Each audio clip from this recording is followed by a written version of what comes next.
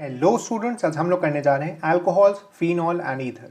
चलिए शुरू करते हैं। सबसे पहले हम लोग देखेंगे किस तरह से प्रिपेयर किया जाता है अल्कोहल। तो इसके जो रिएक्शन है, सबसे पहला है कार्बोनिल कंपाउंड से। अगर हम लोग कार्बोनिल कंपाउंड्स को ग्रिग्नार्ड रिएजेंट से रिएक्ट करवाएं ड्राई ईथर के प्रेजेंस में, तो हमें मिल जाता है वो कंपाउंड, और इसे फिर हम H+ में डालते हैं तो हमें फाइनल जो हमें अल्कोहल चाहिए वो मिल जाता है।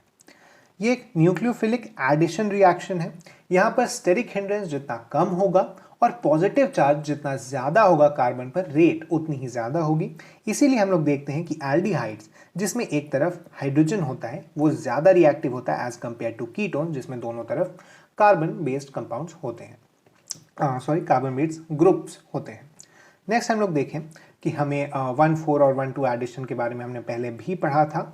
तो अगर 1,2 एडिशन होता है तो उसे KCP कहा जाता है, और अगर 1,4 एडिशन होता है तो उसे TCP कहा जाता है। 1,2 एडिशन KCP क्यों है? क्योंकि यहाँ पर एक ही बॉन्ड तोड़ना पड़ता है और इसीलिए ये रिएक्शन फास्ट हो सकती है, लेकिन इसकी स्टेबिलिटी कम होती है। 1,4 एडिशन TCP इसीलिए है क्योंकि भले ये स्लो है, लेकिन जो कंपाउंड फाइनली बनता है, जो प्रोडक्ट हमें मिलता है, वो ज़्यादा स्टेबल होता है as compare to KCP product. KCP low temperature पे होती है, TCP हाई टेम्परेचर पे होती है। नेक्स्ट हम लोग बढ़ते हैं। अगर हमारे पास लीविंग ग्रुप्स भी प्रेजेंट हो कार्बोनिल के अंदर, जैसा कि हम कार्बोक्सिलिक एसिड और उसके डेरिवेटिव्स में देखते हैं, तो वहाँ पर 2 बार होगी रिएक्शन, 2 ग्रुप्स ऐड होंगे और तब जाकर हमें फाइनली अल्कोहल मिलेगा। नेक्स्ट है कि कार्बोनिल कंपाउंड्स को हम रिड्यूस भी कर सकते हैं। इसके लिए हम कुछ स्पेसिफिक रिएजेंट्स यूज करते हैं जो कि आपको पता होने चाहिए। सबसे पहला है LiAlH4। ये एक काफ़ी अच्छा रिड्यूसिंग एजेंट है, हमने इसके बारे में पहले भी पढ़ा था एल्केन्स वाले चैप्टर में। ये ईथर सॉल्वेंट में यूज होता है, क्योंकि अगर हम इसे वाटर या किसी वाटर सॉल्वेंट में अगर हम इसे यूज करेंगे तो ये एक्सप्लोसिव रिएक्शन दे देगा, क्योंकि हाइड्रोजन के फॉर्मेशन पे काफ़ी ज़्यादा हीट रिलीज हो जाती है। इसीलिए हम इसे ईथर के सॉल्वेंट में यूज करते हैं। ये पाई बॉन्ड्स को भी रिड्यूस कर देता है, उन पाई बॉन्ड्स को जो बेंजीन के साथ कॉन्जुगेशन में है। नेक्स्ट है NaBH4। ये एक माइल्ड रिड्यूसिंग एजेंट है, मतलब ये सिर्फ एल्डिहाइड्स और कीटोन्स को रिड्यूस करने के काम में आता है। ये 2 डिग्री 3 डिग्री अल्काइल हैलाइड्स को भी रिड्यूस कर सकता है, 1 डिग्री को नहीं कर सकता, जैसा हमने पढ़ा था एल्केन वाले चैप्टर में। इसके साथ ही ये पाई बॉन्ड्स को नहीं रिड्यूस कर पाता, और CH3OH या अदर H+ सॉल्वेंट के साथ इसे यूज किया जा सकता है। क्योंकि ये एक माइल्ड रिड्यूसिंग एजेंट है तो इसमें कोई एक्सप्लोसिव वाली फील नहीं है, कोई एक्सप्लोसिव वाली टेंशन नहीं आने वाली। नेक्स्ट है डाइबल H। डाइबल H पाई बॉन्ड को नहीं कर सकता। डाइबल H की एक इंपॉर्टेंट खूबी क्या है कि जब हम इसे वेरी लो टेम्परेचर पर यूज करते हैं, मतलब -78 डिग्री पर, तो ये कार्बोक्सिलिक एसिड के डेरिवेटिव्स को एल्डिहाइड बनाकर या कीटोन बनाकर छोड़ देता है। लेकिन अगर हम इसे हीट देकर यूज करें तो ये अल्कोहल तक रिडक्शन करवा सकता है। इसीलिए एक इंपॉर्टेंट रिएजेंट है। जनरली आप देखेंगे इसका यूज बहुत ही कम टेम्परेचर, वही -78 वाले पे होता है, लेकिन अगर हम इसे यूज करें हीट देकर तो हम इससे भी अल्कोहल बना सकते हैं। नेक्स्ट हम लोग बढ़ते हैं B2H6 एंड THF की तरफ। आपको बस इतना याद रखना है कि ये RCOCl को रिड्यूस नहीं करेगा और पाई बॉन्ड को रिड्यूस नहीं करेगा, बाकी कंपाउंड्स को ये रिड्यूस करके अल्कोहल बना देता है। नेक्स्ट है H2PD। ये RCOOH को रिड्यूस नहीं करता है। ये चीज याद रखें कि कौन किस चीज को रिड्यूस नहीं कर पाएगा, कौन सा रिएजेंट। ये बाकी सारी चीजों को रिड्यूस करता है, पाई बॉन्ड को भी करता है। आपको याद होगा हमने ये देखा भी था, एल्केन बनाने के काम आता था ये एल्कीन से पाई बॉन्ड को रिड्यूस करते हुए। अगला है AlI-Pro3। इसके जो रिडक्शन प्रोसेस होती है उसे MPV रिडक्शन कहते हैं। हम इस कंपाउंड को बाद में भी देखेंगे, अभी मैं आपको उस चीज़ को लेकर कंफ्यूज नहीं करना चाहता। अभी के लिए आप बस इतना याद रखें कि जब हम AlI-Pro3 को यूज करके रिडक्शन करते हैं तो इसे MPV रिडक्शन कहते हैं, और ये सिर्फ एल्डिहाइड्स और कीटोन्स को रिड्यूस करेगा। नेक्स्ट है अल्काइल हैलाइड से कैसे बनेगा, तो SN रिएक्शन करवा के, जैसा हमने देखा भी था अल्काइल हैलाइड्स वाले चैप्टर में, एक्वस NaOH ले लीजिए या H2O ले लीजिए तो हमें आसानी से अल्कोहल मिल जाता है। एल्कीन्स का हाइड्रेशन करके, हमें याद है हमने एल्कीन्स में पढ़ा था 3 प्रोसेसेस होती हैं हाइड्रेशन कराने की, और उनका यूज करते हुए हम लोग अल्कोहल्स बना सकते हैं। नेक्स्ट हम लोग देखते हैं ईथर्स। तो अब ईथर को अगर हम लोग हाइड्रोलाइज कर दें एसिड में या बेस में तो हमें देखने को मिलता है हमें 2 अल्कोहल्स मिल जाते हैं। इपॉक्साइड की भी हाइड्रोलिसिस, मुझे उम्मीद है कि आपको याद होगी, हमने ये चीज़ पढ़ा था एल्कीन वाले पार्ट में, कि जब हम लोग एसिड हाइड्रोलिसिस करते हैं तो जो न्यूक्लियोफाइल H2O है वो वीक है, इसीलिए उस जगह अटैक करेगा जहां कार्बोकैटायन ज़्यादा स्टेबल होगा। जबकि बेसिक मीडियम में OH माइनस एक स्ट्रॉन्ग न्यूक्लियोफाइल है, तो उस जगह अटैक करेगा जहां पर ज्यादा पॉजिटिव चार्ज है। नेक्स्ट है 1 डिग्री अमीन्स को हम लोग NaNO2 प्लस HCl करके डाइअज़ो सॉल्ट बना सकते हैं, और फिर उसको हम लोग अगर H2O में डाल दें तो हमें ROH मिल जाएगा। इसमें रीअरेंजमेंट पॉसिबल होता है, क्यों? क्योंकि ये N2 जो हटने को बहुत ज़्यादा ज़ोर से तैयार है, उसके कारण R पर एक बहुत ही स्ट्रॉन्ग पॉजिटिव चार्ज आता है, भले पार्शियल हो लेकिन बहुत स्ट्रॉन्ग होता है, और उसके कारण रीअरेंजमेंट हो जाती है। तो इसीलिए मैं आपको सजेस्ट करूंगा कि जब आपको ये कंपाउंड मिले तो सबसे पहले आप कार्बोकटायन बनाकर उसे रीअरेंज कर लें और उसके बाद आगे की रिएक्शन के लिए प्रोसीड करें। नेक्स्ट हम लोग देखते हैं फिनॉल की प्रिपरेशन। तो इसमें सबसे पहला आता है डोज प्रोसेस, जो हमने ऊपर देखा था। एलिमिनेशन एडिशन का एक बहुत ही अच्छा एग्जाम्पल है। यहाँ पर सबसे पहले हम देखते हैं कि इस तरह से O माइनस बनता है, क्योंकि ये बेसिक मीडियम में कराया जाता है। फिर हम लोग उसमें एसिड में डालकर उसे फिनॉल बना सकते हैं। नेक्स्ट है बेंजीन डाइअज़ोनियम सॉल्ट। इसके बारे में भी हमने देखा था। NaNO2 प्लस HCl से हम PH N2 प्लस बनाते हैं, लेकिन pH के कारण ये जो N2 है वो रेजोनेंस में आकर थोड़ा स्टेबल हो जाता है, इसीलिए हम नॉर्मल वाटर, ऊपर देखिएगा आप, यहाँ पर हमने नॉर्मल वाटर यूज़ किया था जब हमें R प्लस से ROH बनाना था, लेकिन क्योंकि यहाँ पर रेजोनेंस हो जाता है इसके कारण थोड़ा सा स्टेबलाइज हो जाता है और हमें वार्म वाटर यूज़ करना पड़ता है यहाँ पर रिएक्शन को आगे बढ़ाने के लिए। नेक्स्ट है benzene sulphonic acid. Benzene sulphonic acid को जब हम लोग NaOH में डालते हैं तो हमें O माइनस Na प्लस मिलता है, फिर इसे H3O प्लस में डाल दीजिए तो हमें OH मिल जाता है।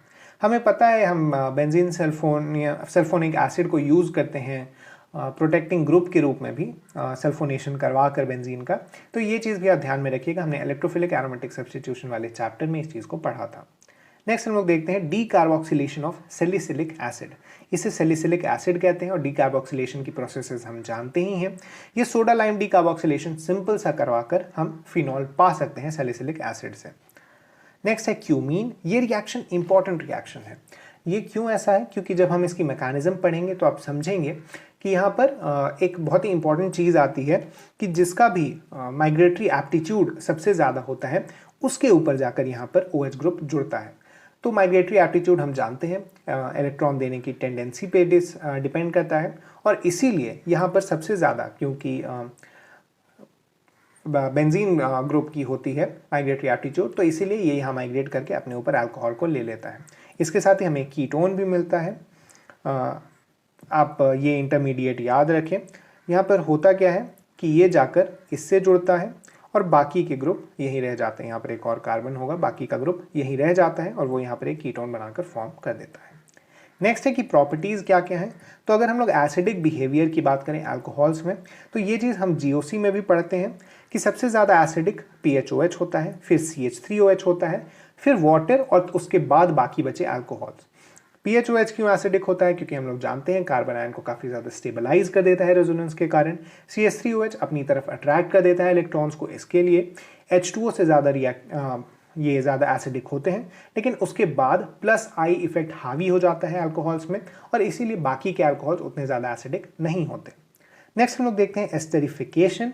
एस्टरिफिकेशन में क्या होता है? ये चीज़ आपने क्लास 10th में भी पढ़ी होगी। स्वीट स्मेलिंग हम एस्टर्स क्रिएट कर सकते हैं। हम अल्कोहल्स को एसिड से रिएक्ट करवाते हैं, कार्बोक्सिलिक एसिड से, और हमें मिलता है एस्टर। ये चीज़ हम एसिडिक मीडियम में करवाते हैं, जिसके लिए हम लोग H2SO4 या HCl यूज़ कर सकते हैं। जब हम लोग HCl यूज़ कर रहे होते हैं तो उसे फिशर एस्टरिफिकेशन कहते हैं। ट्रांस एस्टरिफिकेशन क्या होता है? हमारे पास एक एस्टर है पहले से, और उसके साथ हम लोग एक दूसरे ग्रुप का रिएक्शन करवाकर नया एस्टर बना लेते हैं, इसीलिए ट्रांस एस्टरिफिकेशन। आगे हम लोग देखें कि एस्टरिफिकेशन कार्बोक्सिलिक एसिड डेरिवेटिव्स के साथ भी हो सकता है और ज़्यादा आसानी से हो सकता है। एक तरह से आप देखें तो ये सारे रिएक्शंस पाइरिडीन के प्रेजेंस में होते हैं, ये चीज़ याद रखिएगा। क्यों पाइरिडीन के प्रेजेंस में होते हैं?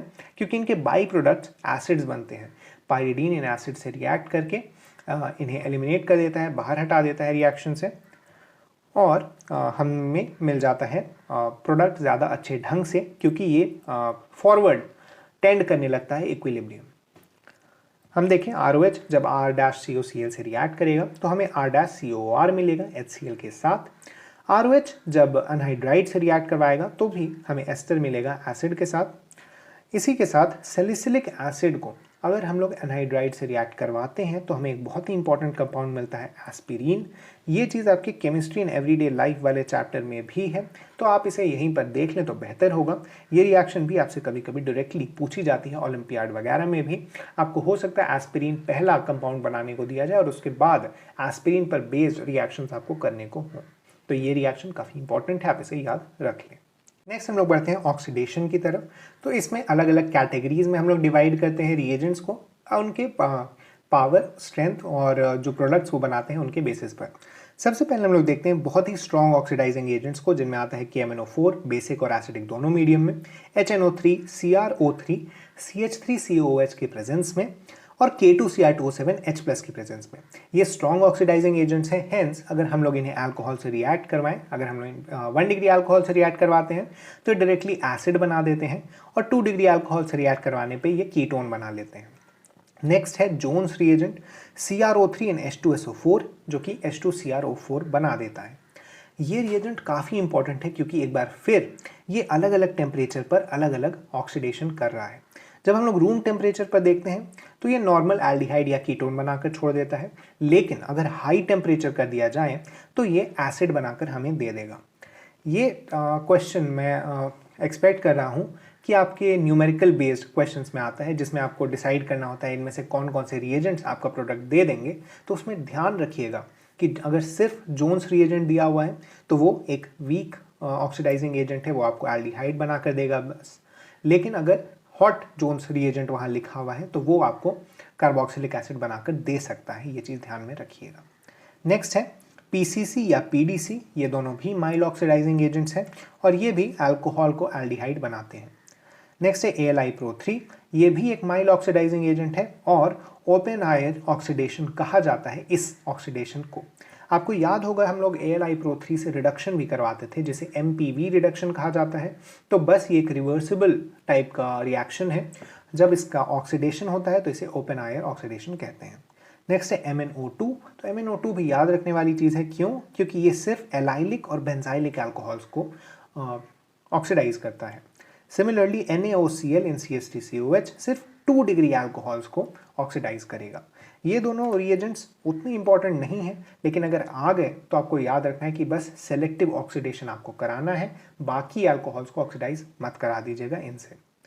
उसके बाद आता है DMSO इन COCl2 ET3N, इसे स्वर्ण ऑक्सीडेशन कहते हैं। ये भी एक नेम रिएक्शन है, इंपॉर्टेंट है। आपसे जनरली ये चीज़ पूछी जाती है रिपीटेडली एग्जाम्स में। अगर अल्कोहल के इस पार्ट से कोई क्वेश्चन आए तो हो सकता है काफ़ी ज़्यादा चांस है कि ये स्वर्ण ऑक्सीडेशन पर ही बेस्ड हो। नेक्स्ट हम लोग देखते हैं डिहाइड्रेशन। तो जैसे हमने एल्कीन्स में देखा था, हम कॉन्क एसिड लेते हैं और डिहाइड्रेट हो जाता है E1 मैकेनिज्म के थ्रू, या फिर P2O5 जैसे कंपाउंड्स लेकर E2 मैकेनिज्म के थ्रू भी हम इसे डिहाइड्रेट कराते हैं। नेक्स्ट है डिहाइड्रोजनेशन। इसके लिए हम लोग कॉपर और हीट लेते हैं या फिर रेड हॉट कॉपर लेते हैं। तो हम अल्कोहल को रेड हॉट कॉपर ट्यूब से पार कराते हैं, तो एक H यहाँ से गया, एक H यहाँ से गया और हमें एल्डिहाइड मिल जाता है। ये एक इंपॉर्टेंट रिएक्शन है, याद रखिएगा। रेड हॉट कॉपर जब भी आपसे पूछा जाए तो आपके दिमाग में सबसे पहले डिहाइड्रोजनेशन आना चाहिए। नेक्स्ट है ऑक्सीडेशन यूजिंग HiO4। HiO4 क्या करता है? कार्बन कार्बन बॉन्ड्स को तोड़ के वहाँ पर अल्कोहल ऐड कर देता है। किस किस केस में? जब भी हमारे पास विसिनल डाइओल्स हो, या कंसेक्यूटिव एल्डिहाइड और अल्कोहल आ जाए, या फिर कंसेक्यूटिव कीटोन और अल्कोहल आ जाए। यहाँ पर मान लीजिए यहाँ पर एक एग्जांपल दिया भी हुआ है, CH2 दोनों पे अगर OH है और अगर हम इस पे HiO4 का रिएक्शन करवा दें तो ये बीच का बॉन्ड तोड़कर दोनों पर OH ऐड कर देगा। लेकिन हम जानते हैं एक कार्बन पर 2 OH ग्रुप्स स्टेबल नहीं होते, तो इसके कारण वहाँ पर एल्डिहाइड का फॉर्मेशन हो जाएगा। यहाँ पर यह भी याद रखना है कि कार्बोक्सिलिक एसिड और ईथर के केस में ये चीज़ लागू नहीं होती, तो वहाँ पर ये चीज़ मत करिएगा। नेक्स्ट है हैलोफॉर्म रिएक्शन। हैलोफॉर्म रिएक्शन आप आगे चल के भी देखेंगे, काफ़ी इंपॉर्टेंट रिएक्शन है। अल्कोहल के केस में हैलोफॉर्म रिएक्शन हम लोग काफ़ी बार मिस कर जाते हैं क्योंकि हमें इतना ज़्यादा एल्डिहाइड्स में वो चीज़ पढ़ाई जाती है। लेकिन आपको याद रखना है कि अल्कोहल भी इस तरह का अगर ग्रुप हो प्रेजेंट तो हैलोफॉर्म रिएक्शन देंगे। कब? X2 और NaOH के प्रेजेंस में, जिसे हम NaOX भी आपको दिया जा सकता है। हैलोफॉर्म बन जाता है इसके बाद CHX3 और इसके साथ ही एसिडिक सॉल्ट बन जाता है RCONA। इसका एक स्पेशल केस है रिसोर्सिनॉल। इसके साथ पहले थोड़ा, अगर हमारे पास ये कंपाउंड हो, मतलब कीटोन हो जिसके साथ CH3 इस तरह से जुड़ा हुआ हो, या फिर कीटोन हो जिसके साथ CH2X हो, या अल्कोहल हो जिसके साथ CH2X हो, या फिर CX3 तक हो अगर, तो भी वो सारे ये रिएक्शन देंगे और हैलोफॉर्म रिएक्शन हमें देखने को मिलेगा वहाँ पर। यहाँ पर एक स्पेशल केस है हैलोफॉर्म रिएक्शन का जिसे रिसोर्सिनॉल कहा जाता है इस कंपाउंड को। जब हम लोग इसे ट्राई करते हैं हैलोफॉर्म रिएक्शन में पार्ट लेवाने का, तो ये भी हैलोफॉर्म रिएक्शन पॉजिटिव दे देता है और हमें मिलता है CHX3, और इसके साथ ही इस तरह का सॉल्ट मिल जाता है हमें, जहाँ पर 2 कार्बोक्सिलिक एसिड ग्रुप्स हमें देखने को मिलते हैं। इसकी जो मैकेनिज्म है वो हम लोग पढ़ेंगे आगे चलकर। यहाँ पर अभी बस आपको याद रखना है कि ये वाला कार्बन हट के और ये दोनों कार्बोक्सिलिक एसिड बन जाते हैं। नेक्स्ट है पिनाकोल पिनाकोलोन रिएक्शन। ये काफ़ी इंपॉर्टेंट रिएक्शन है। इस रिएक्शन में बेसिकली होता क्या है कि एक अल्कोहल ग्रुप हट जाता है और उसके हटने के कारण दूसरे साइड से माइग्रेशन हो जाता है किसी एक ग्रुप का, और हमें इस तरह का कंपाउंड देखने को मिलता है। यहाँ पर माइग्रेशन किसका होता है? जिसका माइग्रेटरी एप्टीट्यूड सबसे ज़्यादा हो, जैसा मैंने आपको बताया था पहले भी। तो यहाँ पर H+ डालकर हम लोग अल्कोहल्स के साथ ये चीज़ कर सकते हैं। यहाँ पर हम जानेंगे OH2+ बन जाएगा, फिर ये H2O बन के बाहर निकल जाएगा और ये यहाँ पर माइग्रेट कर जाएगा।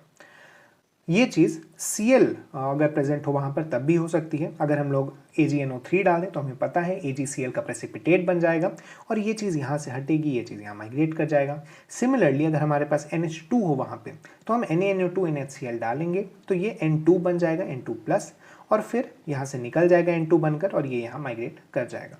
तो बस आपको ये चीज़ याद रखनी है कि यहाँ पर माइग्रेटरी एप्टीट्यूड जिसका सबसे ज़्यादा होगा वो माइग्रेट करेगा, और किस चीज़ को हटाने के लिए हम लोग कौन सा रिएजेंट डालते हैं। आगे हम लोग बढ़ें अल्कोहल्स का टेस्ट। अल्कोहल का सबसे पहला टेस्ट लूकास टेस्ट होता है, जो कि हमने जिसके बारे में हैलो एल्केन्स वाले पार्ट में भी बात की थी। 3 डिग्री इसे तुरंत देती है, 2 डिग्री थोड़ा टाइम बाद, और 1 डिग्री इसे नहीं देती। टर्बिडिटी अपीयर हो जाती है, मतलब हल्का वाइटिश टाइप का हो जाता है सॉल्यूशन, और इसके लिए जो रिएजेंट है वो है HCl plus anhydrous ZnCl2। Next है ऑक्सीडेशन। 1 डिग्री जैसा हम जानते हैं, अगर उसे पूरी तरह से एक गुड ऑक्सीडाइजिंग एजेंट के प्रेजेंस में डाला जाए तो हमें एक कार्बोक्सिलिक एसिड देगा। 2 डिग्री एक कीटोन देगा और 3 डिग्री हमें कुछ भी नहीं देगा। नेक्स्ट है Victor Meyer test. Important test है, आपको ये कलर्स मेनली याद रखने हैं कि विक्टर मेयर टेस्ट जब आप करवाते हैं तो आपको primary alcohol blood red colour देता है, सेकेंडरी अल्कोहल ब्लू, और टर्शियरी अल्कोहल नो कलर देता है। ऐसा होता क्यों है? ऐसा यहाँ ऐड होने वाले रिएजेंट्स के कारण होता है। सबसे पहले हम लोग HI ऐड करते हैं तो हमें RCH2I दिखता है। फिर हम लोग AgNO2 ऐड करते हैं तो यहाँ पर RCH2NO2 दिखता है। फिर हम लोग HNO2 ऐड करते हैं जिसके कारण यहाँ पर एक NO ग्रुप ऐड हो जाता है, और फिर हम लोग NaOH डालते हैं तो हम देख सकते हैं यहाँ पर एक हाइड्रोजन है जिसके कारण ये रिएक्शन बढ़ती है और हम ब्लड रेड कलर देख सकते हैं। 2 डिग्री में क्या होता है, यहाँ पर कोई भी हाइड्रोजन नहीं है जिसके कारण NaOH के साथ ये रिएक्शन नहीं होती और हमें ये ब्लू कलर ही देखने को मिलता है। जबकि 3 डिग्री में हम देखेंगे कि इसी स्टेप पर हमारे पास हाइड्रोजन नहीं बचता और इसीलिए HNO2 के ही साथ कोई रिएक्शन नहीं होती, तो आगे कलर आने का कोई सवाल नहीं उठता है। नेक्स्ट हम लोग देखें फिनॉल की क्या क्या प्रॉपर्टीज़ हैं। तो फिनॉल की प्रॉपर्टीज़ आपको डायरेक्ट ही याद करनी है, बहुत ज़्यादा मैकेनिज्म इसमें आपको जाने की ज़रूरत नहीं है। सबसे पहले हम लोग देखें फ्राइज रीअरेंजमेंट एक होता है, ये AlCl3 और CS2 के प्रेजेंस में होता है। इसको एक तरह से आप ऐसे देखें कि ये जो COR का ग्रुप है ये यहाँ से उठ के पहले यहाँ आएगा, फिर यहाँ से उठ के यहाँ जाएगा, मतलब पैरा और ऑर्थो पोजिशन पर जाएगा। नेक्स्ट है क्लेजन रीअरेंजमेंट। क्लेजन रीअरेंजमेंट भी ऑलमोस्ट सिमिलर देखने में है कि जैसे हमने इसे उठा के यहाँ डाल दिया था वैसे ही इसे उठा के हम यहाँ डाल रहे हैं, लेकिन यहाँ पर एक कैच है। मान लीजिए आपके पास ये वाला कार्बन 14 है, तो जब ये ऑर्थो पोजीशन पर ऐड होगा तो ये कार्बन सबसे पहले आएगा 14 वाला, और ये कार्बन सबसे पीछे चला जाएगा। नेक्स्ट टाइम जब ये पैरा पोजीशन पर आएगा तो ये वाला कार्बन सबसे पहले आएगा और ये वाला लास्ट में जाएगा। मतलब एक तरह से आप कह सकते हैं ये फ्लिप करते हुए आगे बढ़ रहा है। इसको आप याद रख लें तो बेहतर होगा। ये नेम रिएक्शंस भी हैं, मतलब इंपॉर्टेंट भी हैं आपके एग्जाम्स के लिए। तो हम लोग आगे बढ़ते हैं रेमर-टीमन रिएक्शन की तरफ। ये रेमर-टीमन रिएक्शन एक बहुत ही इंपॉर्टेंट नेम रिएक्शन है, one of the most important name reaction आप इसे कह सकते हैं। इसमें होता क्या है कि हम लोग फिनॉल लेते हैं, उसमें हम CHCl3 और KOH की प्रेजेंस में रिएक्शन करवाते हैं तो हमें यहाँ पे CHCl2 मिलता है।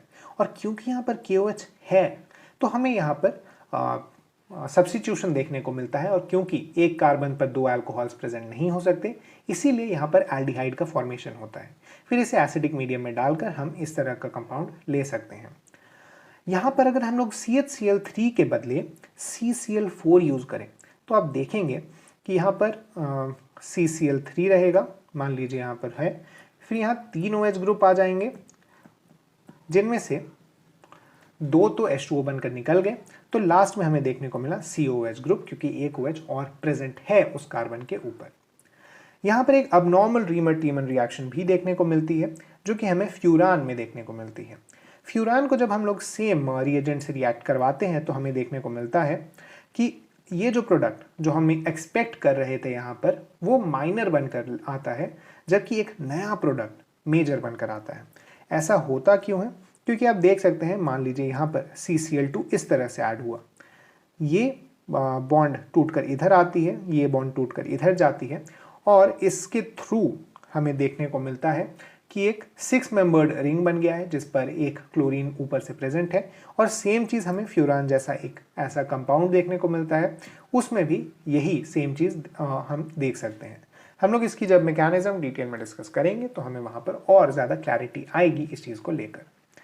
नेक्स्ट हम लोग बढ़ते हैं कोलबेज रिएक्शन की तरफ। तो फिनॉल को अगर हम लोग NaOH इन CO2 डालें तो हमें COH मिल जाता है पैरा पोजिशन पर सैलिसिलिक एसिड।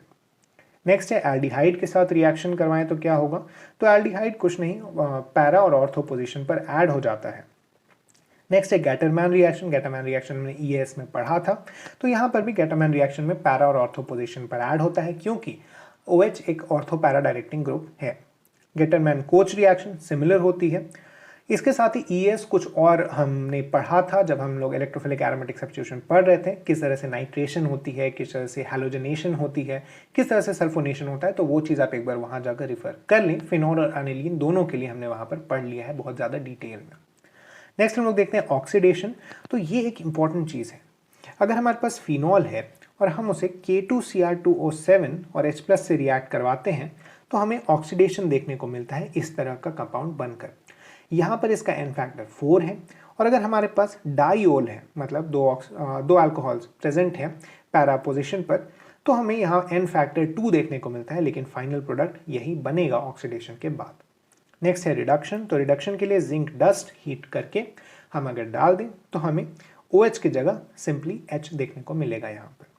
नेक्स्ट है फिनॉल का टेस्ट कैसे होता है।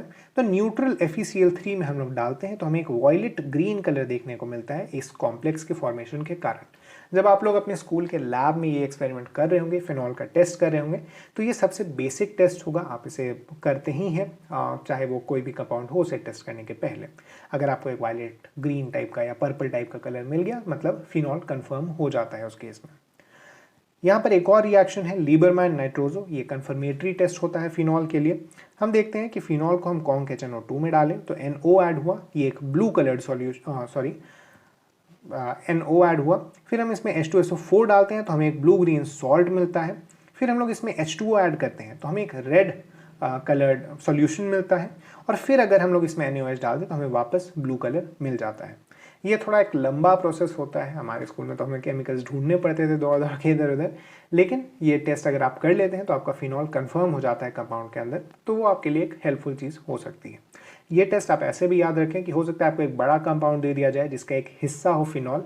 ये चीज़ हम लोग जनरली देखते हैं बायोमोलिक्यूल्स वाले चैप्टर वगैरह के अगर कोई क्वेश्चंस दे दिए जाए या क्वालिटेटिव एनालिसिस का कोई टफ क्वेश्चन दे दिया जाए तो उस केस में ये सारी चीज़ें देखने को मिलती हैं। नेक्स्ट हम लोग बढ़ते हैं ईथर्स की तरफ। तो ईथर की प्रिपरेशन को अगर हम लोग देखें तो सबसे पहले होता है अल्कोहल से। अल्कोहल्स को कॉन्क H2SO4 या कॉन्क एसिड के प्रेजेंस में हीट कर दिया जाए तो हमें ईथर्स मिलते हैं। यहाँ पर आपको ध्यान रखना होगा कि अगर हम लोग बहुत हाई टेम्परेचर पर हीट कर देते हैं अल्कोहल को तो वहाँ एलिमिनेशन होकर एल्कीन बन जाता है, लेकिन हमें थोड़ा लोअर रखते हुए टेम्परेचर हीट करना है तो जाकर हमें यहाँ पर ईथर्स मिलेंगे। इसके साथ ही अल्कोहल्स 1 डिग्री होने चाहिए और जो ईथर फॉर्म होंगे वो सभी सिमेट्रिक होंगे। नेक्स्ट हम लोग देखते हैं विलियमसन सिंथेसिस। इसके बारे में हमने अल्काइल हैलाइड्स में पढ़ा था। सबसे पहले हम लोग अल्कोहल को Na से रिएक्ट करवा के RO- बनवाते हैं, फिर हम इसे R-X से रिएक्ट करवाते हैं जिससे न्यूक्लियोफिलिक सब्स्टिट्यूशन होता है और हमें R-OR मिल जाता है। इससे हम सिमेट्रिक और नॉन सिमेट्रिक दोनों तरह के ईथर्स बना सकते हैं। नेक्स्ट है ड्राई Ag2O। Ag2O को अगर हम लोग 2 मॉलिक्यूल ऑफ RX के साथ रिएक्ट करवाएं तो हमें ROR मिलेगा जो कि सिमेट्रिकल होगा और हमें AgX मिलेगा जो जनरली प्रेसिपिटेट बन जाता है। नेक्स्ट है एल्कोक्सी मर्क्यूरेशन डीमर्क्यूरेशन। हमने एल्कीन वाले चैप्टर में ऑक्सी मर्क्यूरेशन डीमर्क्यूरेशन के बारे में पढ़ा था। सिमिलर रिएक्शन है ये, लेकिन इसमें रिएजेंट को थोड़ा सा बदल दिया गया है। यहाँ पर हम लोग अल्कोहल यूज कर रहे होते हैं और इसी के कारण हमें यहाँ ईथर मिल जाता है, इसीलिए इसे एल्कोक्सी मर्क्यूरेशन डीमर्क्यूरेशन कहते हैं, ना कि ऑक्सी मर्क्यूरेशन डीमर्क्यूरेशन। नेक्स्ट है इपॉक्सीडेशन। इपॉक्साइड भी एक तरह का ईथर ही है और इसीलिए अगर हम लोग एल्कीन को MCPBA से रिएक्ट करवाएं जो कि एक इपॉक्साइड दे देगा तो इसे हम ईथर की सिंथेसिस कह सकते हैं। नेक्स्ट है हैलोहाइड्रेंस, मतलब इसमें एक OH ग्रुप और एक हैलोजन ग्रुप है प्रेजेंट। इसकी रिएक्शन हम Na+ से करवाते हैं, Cl- बाहर गया, यहाँ पॉजिटिव चार्ज आया, ऑक्सीजन इसको इलेक्ट्रॉन दिया और ये रिएक्ट करके ये इस तरह का एक ईथर बना लेगा। नेक्स्ट हम लोग बढ़ते हैं प्रॉपर्टीज की तरफ। ईथर्स को अगर हम लोग हाइड्रोलाइज करें तो हमें 2 अलग अलग अल्कोहल्स मिल जाएंगे। ईथर्स को अगर हम लोग PCl5 से रिएक्ट करवाएं तो हमें 2 अलग अलग अल्काइल हलाइड्स मिल जाएंगे और साथ ही POCl3 का बाई प्रोडक्ट बनेगा। अगर हम लोग ईथर्स को HBr या HI से रिएक्ट करवाते हैं तो एक ईथर अल्कोहल बनाता है, ईथर का एक पार्ट अल्कोहल बनाता है और दूसरा अल्काइल हलाइड बना लेता है। लेकिन अगर हम लोग एक्सेस में यूज करें HX को तो हम देखेंगे कि दूसरा पार्ट भी अल्काइल हलाइड बना लेगा, क्योंकि हमने ये चीज़ पढ़ी भी है कि जब हम लोग अल्कोहल्स को HX देते हैं तो वो RX बना लेते हैं। नेक्स्ट हम लोग आगे बढ़ते हैं यहाँ पर देखने के लिए कि किस तरह से हम डिवाइड कर सकते हैं अलग अलग कैटेगरीज में। सबसे पहले है हमारे पास इस तरह के 2 प्राइमरी ग्रुप्स हैं दोनों तरफ, इनमें हमने H+ डाला तो O के पास H आया और इसके बाद SN2 रिएक्शन होगी तो ये उसके पास जाएगा जहाँ पर स्टेरिक हिंड्रेंस कम है और जहाँ पर पॉजिटिव चार्ज ज़्यादा है। तो ये चीज़ हम लोग देखेंगे कि CH3I बनेगा यहाँ पर और दूसरा जो हिस्सा था वो जाकर अल्कोहल बना लेगा। लेकिन अगर हमारे पास एक सेकेंडरी ग्रुप हो या फिर इसी के जैसे एक टर्शरी ग्रुप हो तो वहाँ पर हम SN1 रिएक्शन को ज़्यादा तवज्जो देते हैं और इसी के कारण जहाँ पर पॉजिटिव चार्ज ज़्यादा स्टेबल होगा वहाँ पर आकर आयोडीन का या आयोडाइड जुड़ेगा। एक चीज़ यहाँ पर याद रखने वाली ये है कि अगर ईथर का एक हिस्सा बेंजीन रिंग हो तो वहाँ पर हमेशा फिनॉल मिलता है हमें, और क्योंकि यहाँ पर सब्स्टिट्यूशन करवाना पॉसिबल नहीं है, बहुत आसान नहीं होता, इसीलिए हमें हमेशा फिनॉल ही मिलता है पहले स्टेप में जब भी हम उसकी हाइड्रोलिसिस करवाते हैं।